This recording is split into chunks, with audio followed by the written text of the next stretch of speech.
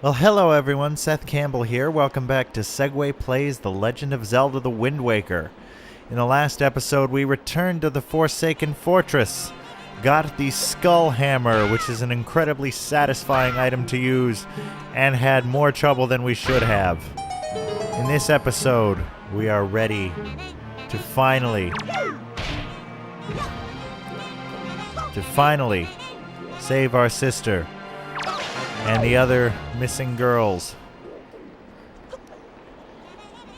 who are right behind this big door here.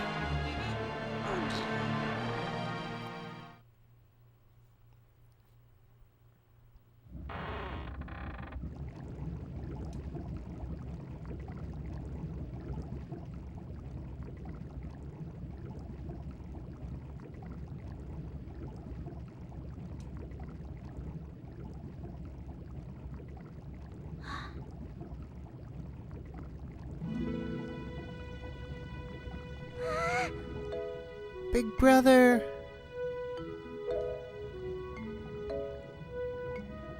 You're okay. I was worried.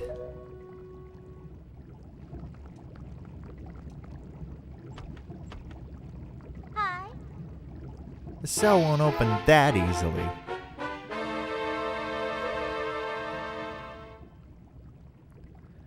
There you go. Acting before you think, as usual.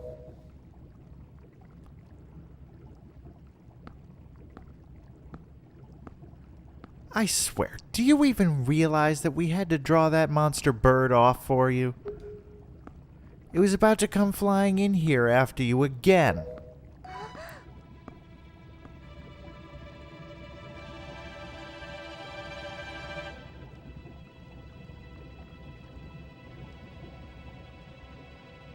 That sword.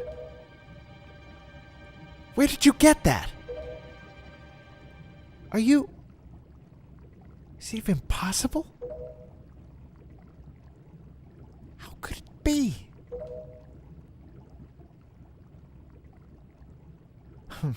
Well, never mind about that. For now, we'll just take these girls. I'm sure their fathers back in town will pay a handsome reward for their return.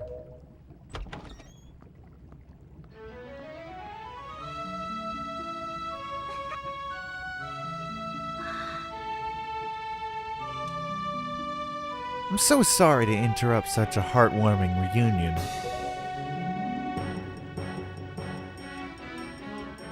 But isn't there still something that you need to take care of? I just love the music here. If you're worried about your sister, don't be. I promise I'll deliver her safely back to your little island. Normally, I'd expect a huge reward for something like this, but this time it's my treat. Listen, Errol, your brother still has some things to take care of. Big, important, grown-up things. He'll be back soon, so just you wait nice and quiet until he returns, okay? But, big brother... Miss Tetra, we have to hurry. The bird will be here any second. Gonzo, excellent. You're just in time. Take this one for me. Huh? But she's fine. Just do as you're told.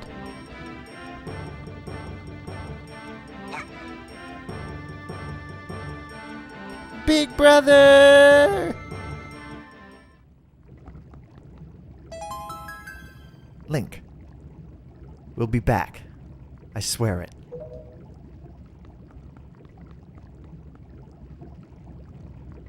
And there's the bird.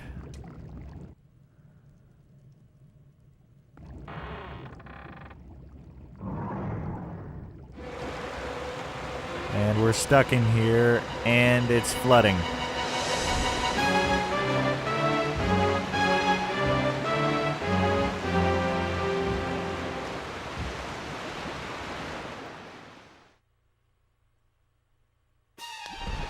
Yes, this is the Helmerich King. At long last, This bird that has given us so much grief. It's time to confront him. Uh-oh. Yeah, so basically the water is rising. We need to get up. Ah! Camera angle's not friendly here. I thought about taking a pictograph of the Helmerich King there, but I don't think we can do it at this point. I'll explain shortly. So yes, he's going to destroy the platforms behind us. He can destroy the wooden ones, not the stone ones, but he will launch at us with his talons there. So basically, we need to keep moving.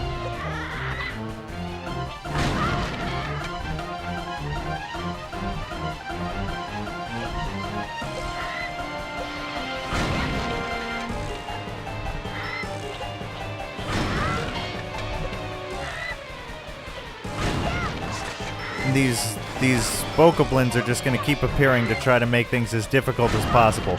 If you fall down, I don't know actually. I don't know if you're totally screwed. I've never actually attempted it, and I'm not going to now. But here he is blocking our path forward. But in this dungeon, we have been given a new item. And what is the rule? Use your new item.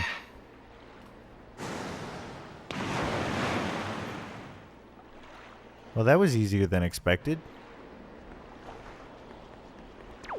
All that trouble, one hit to the head, and suddenly the bird is no longer an issue. And, of course, it's not that easy.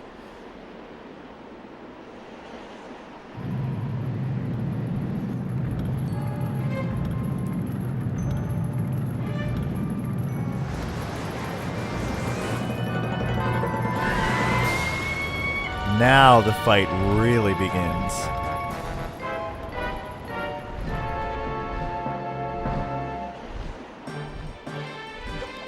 And again, just the music just feels so perfectly suited to this fight. I don't even know why. But it's another one of my favorites. Now, this is your only opportunity to get a pictograph of the Helmerich King. So you want to find a moment when you can get his full body in shot, which can be a little tricky.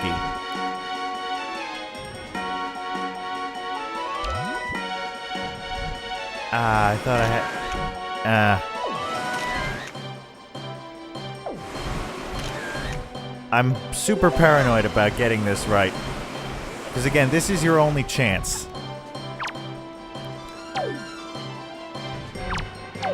But yeah, so this is one of his tactics. There are these spikes all around the edge of the battlefield, and he's going to blow air at you to try to blow you into the spikes.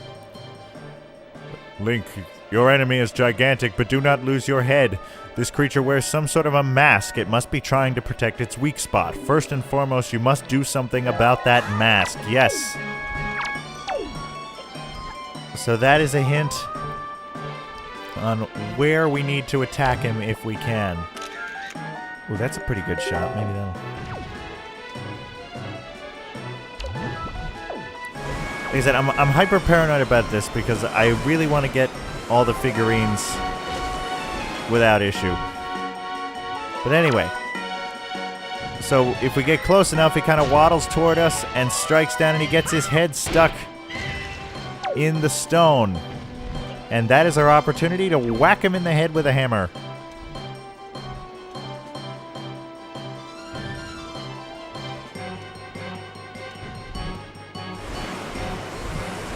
So yes, you can roll against this wind and it will slowly progress you forward and away from the spikes. So you can kind of save yourself in that regard.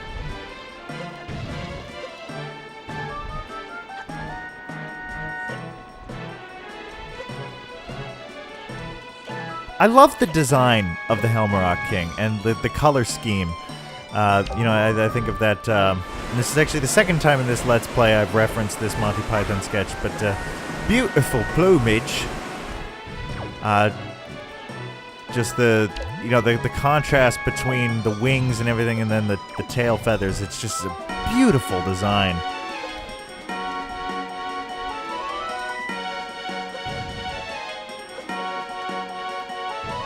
I want to get one more picture just to be totally on the safe side. Whoa! Okay, yeah, that hurts. But, whack. So you can see, much like with our first battle against Goma, more and more cracks begin to appear in the armor, in this case the mask. This is another of his attacks. He will essentially dive bomb across the arena, and his talons will cause sparks to fly, which is pretty impressive, really.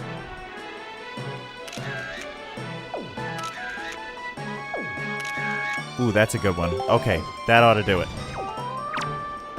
So now we can focus properly on this fight. You can L target and dodge. It's a really good time to do that. You can use the A button to jump to the side when he's just about to strike the ground. And that'll pretty much ensure your safety. Now the tricky thing is, again, when he starts flying around, it can be hard to keep track of where he is at all times.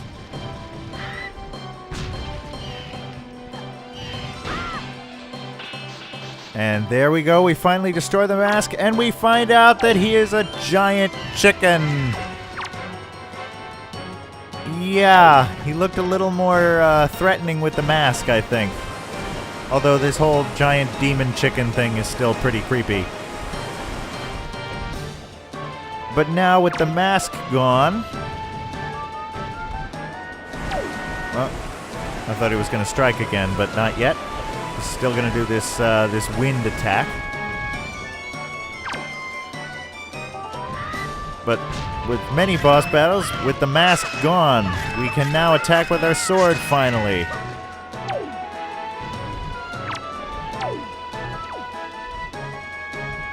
I think it's cool that the pieces of the mask stay on the arena. There's another little touch.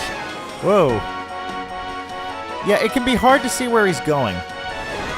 Or where he's coming from when he's doing that, unless you're looking up. Incidentally, another thing I love about this is the searchlights are just going crazy this whole time. And it just adds to the tension.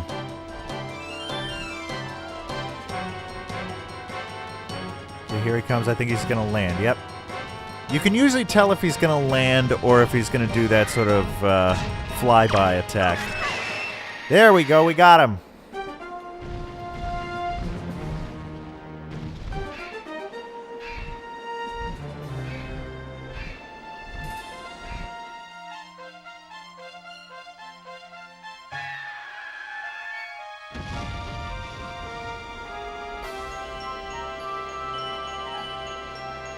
And the Helmerich King is no more. This bird will not be giving us any more trouble.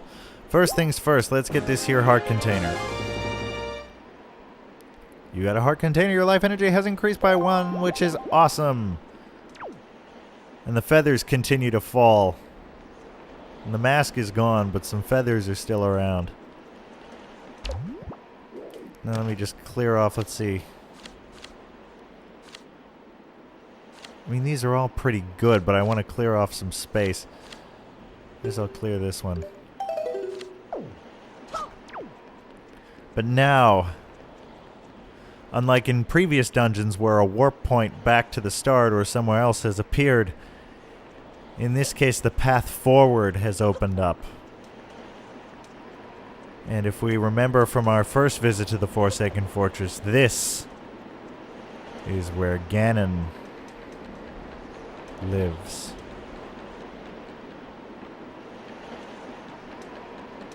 Boy, talk about an intimidating doorway there. Why not hang 10 human skulls on the sides of your door and a couple more on the top of it? Let me get a look at this. Yeah, okay, so that's let's see, 13 human skulls. 1, 2, 3, 4, 5, 6, 7, 8, 9, 10, 11, 12. Wait a minute. 5, 7, 9, 10, 11, 12, 13 skulls, 13 swords. Yeah, I get a feeling this guy means business.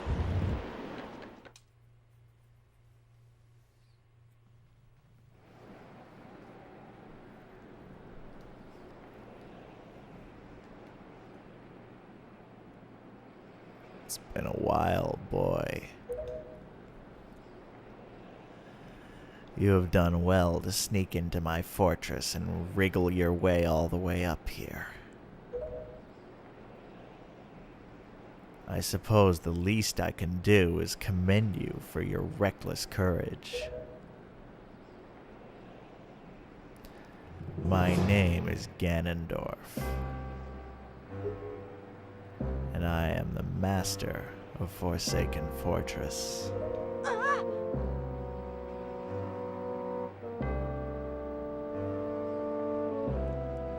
By the way, boy, when you drew that sword of yours out of its pedestal, did you by chance notice how all of the monsters frozen in time down there suddenly began stirring again?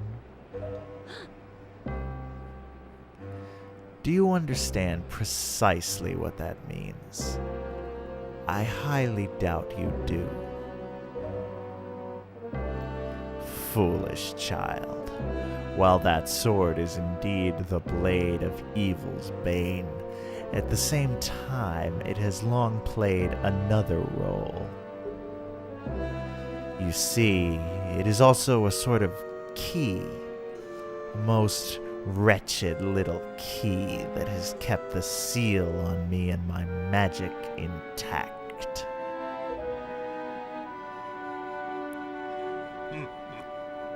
By withdrawing that blade, you have broken that seal.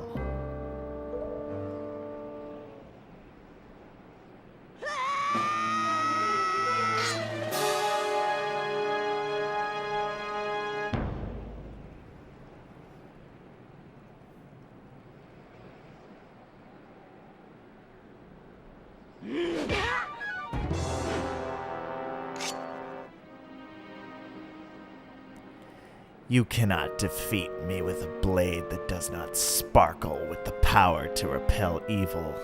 What you hold is useless.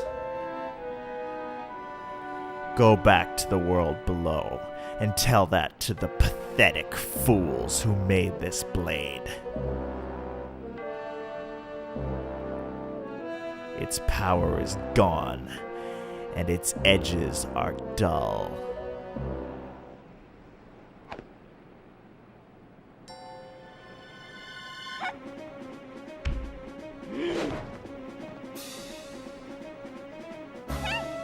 Link, get up!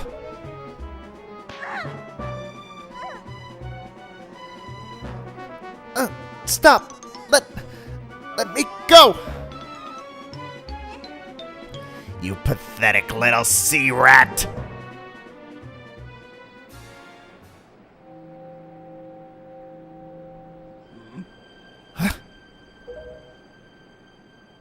My Triforce of Power is resonating.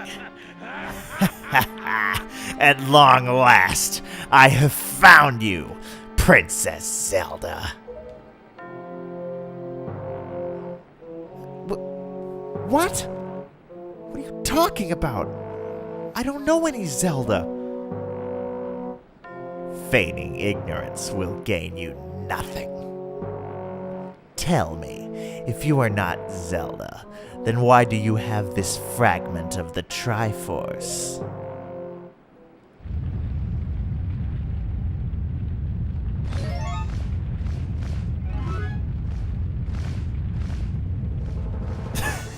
I love the way he just stares at his hand like that. I've always found that hilarious. Like, wait a minute.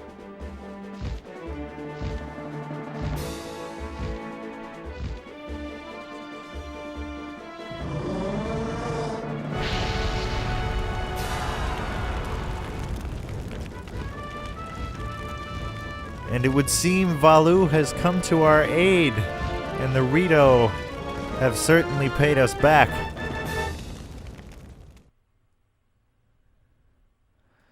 The last possible second, the Rito have pulled us out of the Forsaken Fortress.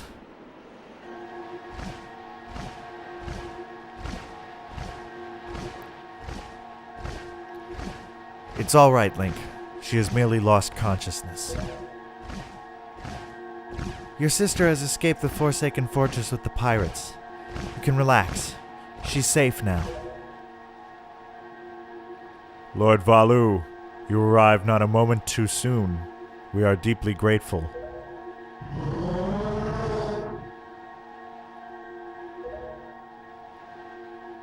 I am aware of this. Yet I thought our first priority should be to separate these two from Ganon's grasp.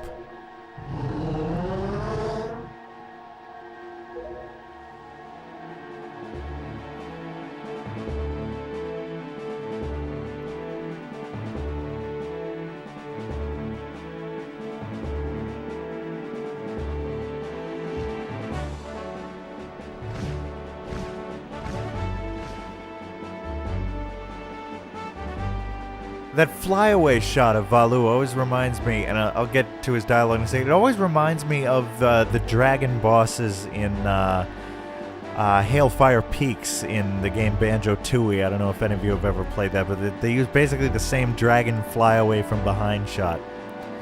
Anyway, Link, I will explain things later. Now we must return to the world beneath the sea.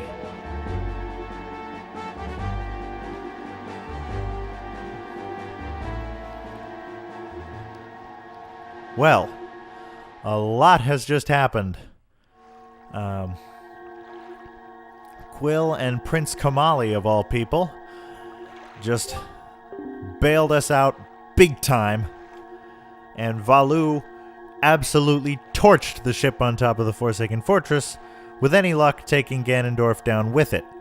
Now, incidentally, that was my little quibble with the Korok, saying the Withering Trees were Ganondorf's work, because up to this point in the game, everyone has simply referred to him as Ganon. It's only when he introduces himself that we learn his full name is Ganondorf. So I guess that's just a little detail the developers forgot to avoid there. It's not really a huge deal, but it's interesting to think about. Ow. Link, you're alright? What is this place? Hey, and Ganondorf, what happened to him? Hey! Link, what are you doing? You must come now to the room where you got the Master Sword. Who is using that stone? Just who are you? Link and I are the only ones who can speak through this stone. How dare you use what's not yours? Your name is Tetra, correct?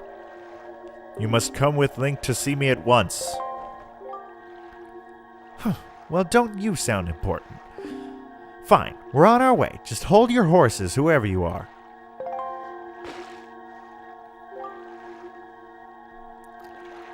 Link, what are you waiting for? You heard the stone. You're supposed to show me how to get to where that voice is.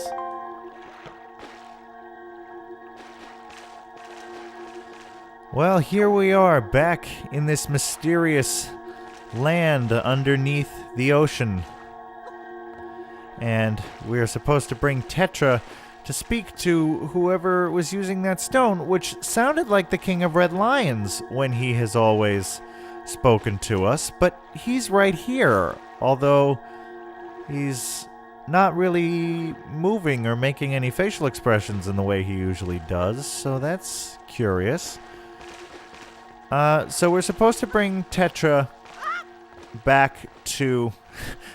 she's stuck. To the place where we got the sword. Before we do that, gonna warn you, this is a cutoff point because this is one of the only times in the game where we see Tetra not in a cutscene. Sorry, going around this way.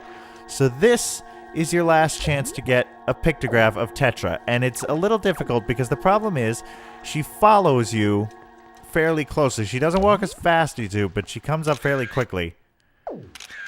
No. And so the only way you're going to get a good pictograph of her is to walk away. Keeps cutting off the top of her head. Again, I'm paranoid because you don't really get any chances beyond this, except in the way of that safety net that I mentioned, but that's a long ways away.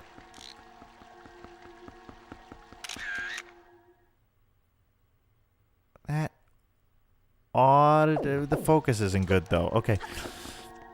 So yeah, this is your only chance. So if you're determined to get the figurine quest, take advantage of this. Okay, there we go. That should do it. But for now, we need to go back into this mysterious castle that has now been unfrozen and see who it is who is calling us through the stone. Now, this has been a bit of a shorter episode, but I think I'm actually going to stop it here for now. And we will see exactly what's going on here in the next episode. Because we have defeated the Helmerich King, we have saved our sister and the other missing girls, and we have had a face-to-face confrontation with Ganondorf, who said that Tetra is Princess Zelda, which doesn't make much sense, but hopefully whoever's calling us through the stone will be able to explain it. So we'll see that in the next episode.